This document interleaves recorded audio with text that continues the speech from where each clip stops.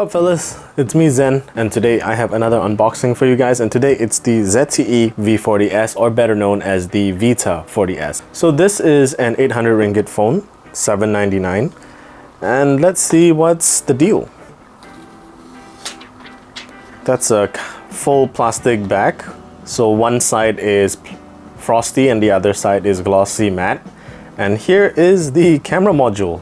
This is pretty big. We're going with the two big circle style this time around. So this is the sensor that they're banking on, which is a single 50 megapixel wide angle sensor, followed by a 5 megapixel macro and a 2 megapixel depth sensor. One of the coolest features of this phone is actually here. And I'm not just talking about the camera sensor, I'm actually talking about the breathing light that's around that camera sensor. So that breathing light you can trigger in the settings, and you can even choose what type of color you would want, and you can set custom colors in accordance to a custom contact that you want. The breathing light also works as a charging indicator if you want to face your phone down at night, and it will occasionally breathe in orange, and when it's fully charged it will stop. I've also taken some shots using the main camera system, and it turned out to be not bad. I even took some selfies along the way. So like I mentioned before, it's a 50 megapixel sensor and it defaults into 12.6 megapixel images. So expect 50 megapixel shots to be upscaled versions of the 12.6 shots.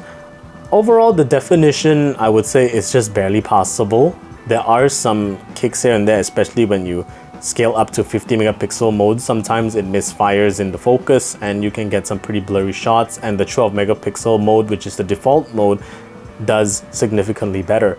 You have to be absolutely still though, because it takes about 3 seconds for a 50 megapixel shot to be done. And selfies, the 8 megapixel sensor is pretty, I would say, normal, pretty ordinary. Skin tones are alright, dynamic range is also okay. There is a reasonable level of sharpness, but there's only so much such a basic 8 megapixel sensor can do. But I guess I can say that these two sensors are pretty much social media ready, and by no means they're ready to tackle phones that are like twice its price. And I'm pretty happy. We don't really get 5 megapixel macro cameras anywhere these days, except for what Xiaomi offered last time on the 11T Pro.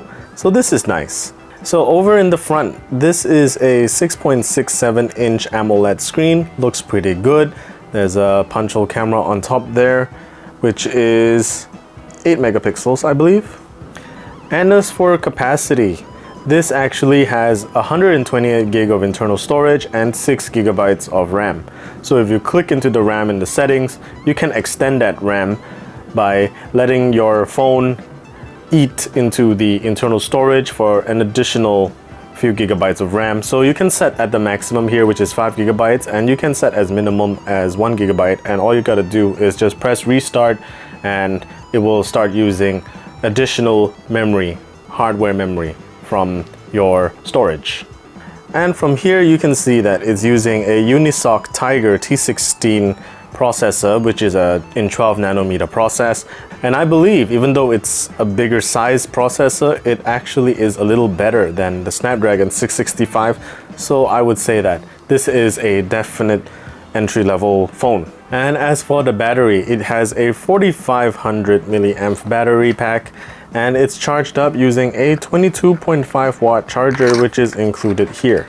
It supports quick charge 3.0, which is sufficiently fast, but you know, I would say that this would still take over an hour to fully charge based on what you get.